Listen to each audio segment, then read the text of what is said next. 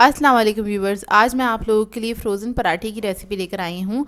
ये रेसिपी काफ़ी हेल्पफुल रहेगी। पूरे रमज़ान आप लोग इसको बना के रख सकते हैं और इन्जॉय कर सकते हैं। ये लच्छेदार पराठे बनाना सिखाऊंगी मैं आपको, और किस तरह से आप लोग इसको दिनों तक फ्रीज़ कर सकते हैं और इस्तेमाल कर सकते हैं। तो इस वीडियो को लास्ट तक ज़रूर देखिएगा। अगर आप मेरे चैनल पर नए हैं तो मेरे चैनल को सब्सक्राइब करें और साथ ही साथ बेल आइकन को क्लिक करना ना भूलें। इससे मेरे आने वाली हर वीडियो की नोटिफिकेशन आपको सबसे पहले मिलेगी। मेरी वीडियोस अच्छी लगे तो उसको लाइक करें और इसको शेयर भी ज़रूर करें। तो चलिए आइए रेसिपी स्टार्ट करते हैं। तो इसके लिए मैंने लिया है मैदा 1 किलो। अगर आप लोग मैदे से नहीं बनाना चाहते हैं तो नॉर्मल आटे से भी बना सकते हैं। इसमें मैं ऐड कर रही हूँ 1 टेबलस्पून सॉल्ट। इसके बाद इसमें मैं ऐड करूँगी sugar 1 tablespoon, baking powder 1 teaspoon,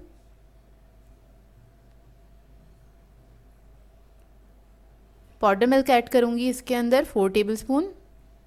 किसी भी ब्रांड का ले सकते हैं आप लोग। पाउडर मिल्क ऑप्शनल है, इससे टेस्ट बहुत अच्छा आता है, इसलिए मैंने ऐड किया है इसके अंदर। अगर आप लोग नहीं ऐड करना चाहते तो ना करिएगा ऐड। फिर मैं इसमें ऐड करूँगी ऑयल 5 टेबलस्पून के बराबर। आटा गूंदते वक्त आपने ऑयल ही ऐड करना है, घी नहीं ऐड करिएगा। और इसको मिक्स कर लेंगे अच्छी तरीके से।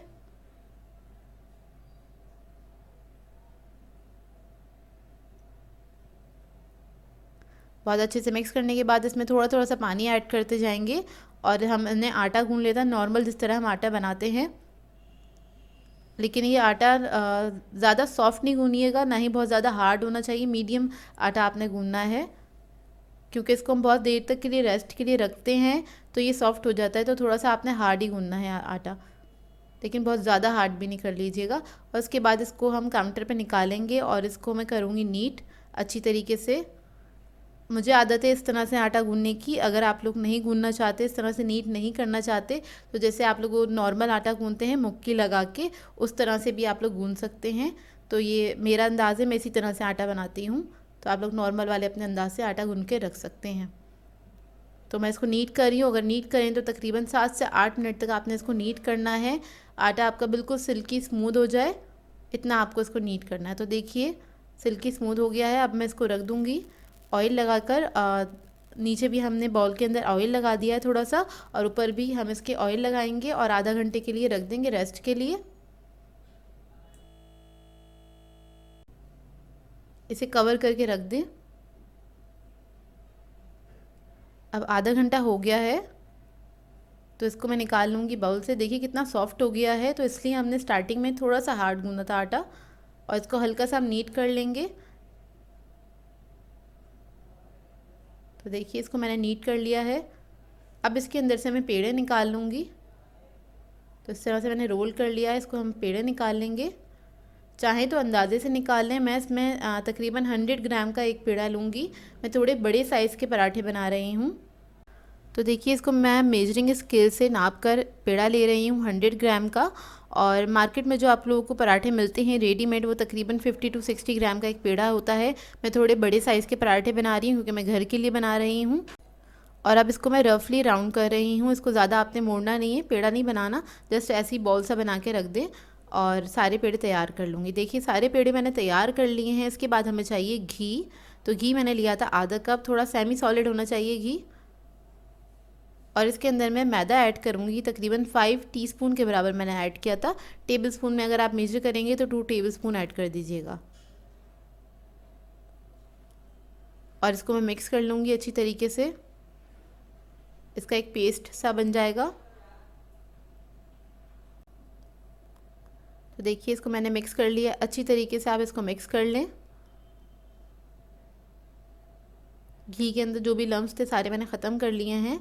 और पेड़े जो मैंने तैयार किए थे वो तकरीबन 16 पेड़े तैयार हुए थे। और मैंने लाइन से इस तरह से रखे थे कि जो पेड़ा मैंने पहले बनाया था वही पेड़ा मैंने पहले उठाया है बेलने के लिए।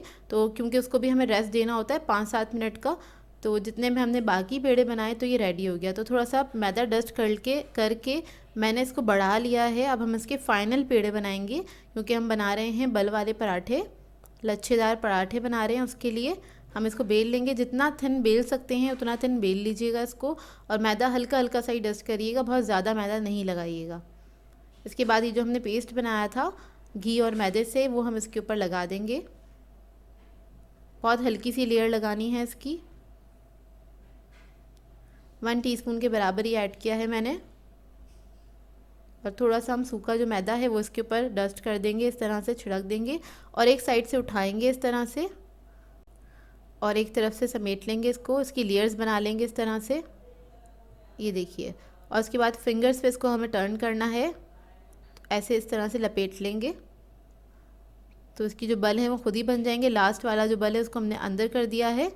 तो ये हमारा पेड़ा जो है रेडी हो गया है। अब मैं इसी तरह से सारे पेड़े बना लूँगी। तो एक और आपको बना के दिखा रही हूँ ताकि आप लोग देख लें आराम से।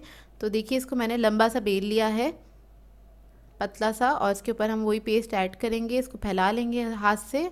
थोड़ा सा सूखा मैदा जो है वो इसके ऊपर हम डस्ट कर देंगे इस तरह से, और इसको हम एक तरफ से उठा लेंगे, समेटते हुए थोड़ा सा इसको उठा लें और आपने फिंगर्स के ऊपर इसको लपेट देना इस तरह से, ये देखिए। और ये लास्ट वाला जो है इसको हम अंदर कर देंगे, जो कॉर्नर बचेगा। देखिए पेड़ा रेडी है। तो देखिए सारे पेड़े मैंने बना लिए हैं। अब उसी तरह से करूँगी। जो पहले पेड़ा मैंने बनाया था उसको उठाया है, हाथ पे हम इस तरह से फैला लेंगे, हाथ से अच्छे से हल्का सा फैलाने के बाद हल्का सा मैदा डस्ट करेंगे इसके ऊपर और इसको बेल लेंगे। अच्छा, आपके ऊपर डिपेंड करता है, अगर आप थोड़ा मोटा रखना चाहते हैं तो आप इसको मोटा रख सकते हैं। मैंने थोड़े पतले पराठे रखे हैं क्योंकि हमें पतले पराठे खाना पसंद है, ज़्यादा मोटा खाना नहीं पसंद। तो साइज़ आपके ऊपर डिपेंड करता है, आप इसको थोड़ा बढ़ा भी सकते हैं या आप थोड़ा मीडियम साइज़ का भी रख सकते हैं। हल्के हाथ से आपको इसको बेल लेना है, ज़्यादा इस पर ज़ोर नहीं दीजिएगा, नहीं तो इसकी लेयर्स ख़राब हो जाएंगी।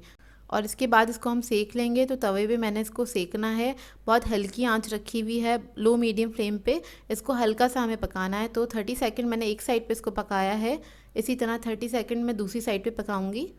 हल्का हल्का सा इसको पलट के हम पका लेंगे और तकरीबन हमें इसको हाफ़ डन करना है, आप कह लें। तो इस तरह से बना के हम इसको रख लेंगे। ये देखिए इस पर बिल्कुल भी कलर नहीं आया, अब इसको मैं उतार लूँगी।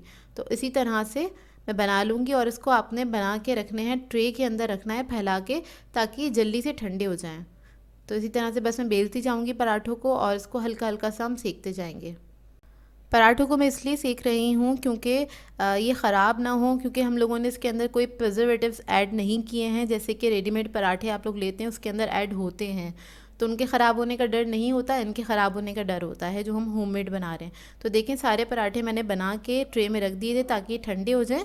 तो ये सारे ठंडे हो चुके हैं। इसके बाद हम ले लेंगे बटर पेपर, पराठे के साइज़ का आप बटर पेपर काट लेंगे और इस तरह से आपने एक एक करके पराठा रखते जाना। एक पराठा रखेंगे, ऊपर बटर पेपर रखेंगे, फिर पराठा रखेंगे, फिर बटर पेपर रखेंगे। तो इसी तरह से आपने सारे पराठे रख लेने हैं और इसको इस तरह से करके आप फ्रीज़र में रखेंगे तो पूरा 1 मंथ आप इजीली इसको इस्तेमाल कर सकते हैं। तो ये देखिए इस तरह से हमने कर लिया है। इसको अब मैं एक जिप लॉक बैग में डालूंगी और रख दूंगी। और ये बहुत मज़े के पराठे बनते हैं, बाज़ार से ज़्यादा अच्छे बनते हैं पराठे, और इसमें फ़ैट भी कम होता है और थोड़े बड़े साइज़ के भी बने, डबल क्वांटिटी में बने, अगर आप देखना चाहें, अंदाज़ा लगाएं तो, क्योंकि वो बहुत छोटे छोटे से पराठे होते हैं। हमने बड़े साइज़ के पराठे बनाए हैं। तो देखें इसको हम बंद करेंगे और फिर इसको रख देंगे। और एक पराठा मैं आपको फ्रेश डो से फ्राई करके दिखाऊंगी। तो एक पेड़ा मैंने रोक लिया था तो इसको हम फ्राई कर लेंगे। ये वाला पराठा मैं आपको फ्रेश फ्राई करके दिखा रही हूँ और एक और पराठा मैं आपको फ्राई करके दिखाऊंगी, जो मैंने पराठे फ्रीज़ करे हैं उनमें से करके दिखाऊंगी, ताकि आप लोग दोनों का रिज़ल्ट देख लें, क्योंकि बिल्कुल सेम रिज़ल्ट आता है। बहुत मज़े के बनते हैं ये पराठे। तो बस इसको हल्का सा सेक रहे हैं। जब पराठे पे हल्का सा कलर आ जाएगा तो इसके ऊपर आप ऑयल या फिर घी के साथ इसको फ्राई कर सकते हैं, और इस तरह से इसमें बहुत कम घी जाता है। रेडीमेड जो पराठे होते हैं उसके अंदर माजरीन वगैरह ऐड किया हुआ होता है, और नॉर्मली हम लोग को माजरीन डेली बेसिस पे खाना सही नहीं रहता आपकी सेहत के लिए। तो मैं कहूँगी आप लोग घर में ही बनाएं पराठे और इन्जॉय करें साफ़ सुथरे तरीके से। तो देखिए कितना अच्छा पराठा बना है। इसको सेक लें अच्छी तरीके से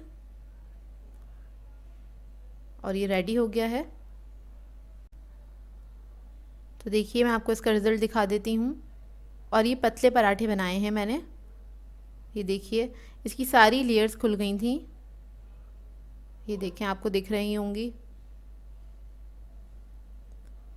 और इसमें इसका टेस्ट भी बहुत अच्छा था। आप इसको चाय के साथ भी खा सकते हैं, नॉर्मल कीमे के साथ, किसी भी सालन वगैरह के साथ, ऑमलेट के साथ, सबके साथ ही अच्छा लगता है। नॉर्मली पराठे सभी लोग शौक़ से खाते हैं। ये देखिए, और बहुत ही मज़ेदार बनाता है ये पराठा।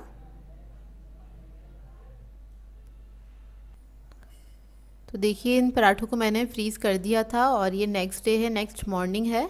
पूरी रात इसको रख दिया था, ये बहुत अच्छे से हार्ड हो गए हैं। तो आपने जब भी बनाना है इसको निकालना है डायरेक्टली बैग में से, और बैग को आपने पहले रख देना है फ्रीज़र के अंदर, कहीं ये डीफ्रॉस्ट ना हो जाए इस वजह से। तो इसको आपने पहले अंदर रखना है। उसके बाद आप दूसरा जो पराठा आपने पकाना है इसको आप तवे पे रखें। तवा अच्छा गर्म होना चाहिए, तभी आपका पराठा अच्छा बनेगा। और इसको बस आप सेकना स्टार्ट कर दें। एक तरफ से थोड़ा सा पक जाए तो इसको टर्न कर लें। देखिए इस तरह से टर्न करके भी थोड़ा सा पका लें। और जो लोग ऑयल वगैरह खाना पसंद नहीं करते हैं या ज़्यादा फ्राइंग आइटम नहीं खाते हैं तो इस पराठे को खाली सेक के भी इंजॉय कर सकते हैं। तो देखिए क्योंकि इसके अंदर ही काफ़ी सारा घी है तो उसी के अंदर इसके ऊपर कलर आ जाता है, लेकिन मैंने इसके अंदर थोड़ा सा घी ऐड करा है इसको फ्राई करने के लिए, शैलो फ्राई करने के लिए। तो बस इसको मैं हल्का सा फ्राई करूँगी। देखिए इतना अच्छा पराठा तैयार हो जाता है और इसको आप पूरे मंथ के लिए रख सकते हैं। पकते पकते इसकी लेयर्स खुलनी स्टार्ट हो जाती हैं खुद ही। तो ये देखिए मैं आपको दिखाती हूँ करीब से, तोड़ के भी दिखाती हूँ आपको। बहुत खस्ता पराठे बने थे, बहुत ही मज़ेदार बने थे। आई होप आप लोगों को एक एक स्टेप समझ में आया हो। एक एक स्टेप को फॉलो कीजिएगा ताकि आपके पराठे भी बिल्कुल सेम मेरी तरह बने, बहुत ही मज़ेदार और खस्ता करारे। सो व्यूअर्स, अगर आप लोगों को मेरी रेसिपीज़ अच्छी लगती हैं तो मेरे चैनल को सब्सक्राइब करें, लाइक करें, कमेंट ज़रूर किया करें, शेयर भी ज़रूर किया करें अपने फ्रेंड्स के साथ, फैमिली के साथ। तो मुझे अपनी दुआ में याद रखिएगा। अल्लाह हाफ़िज़।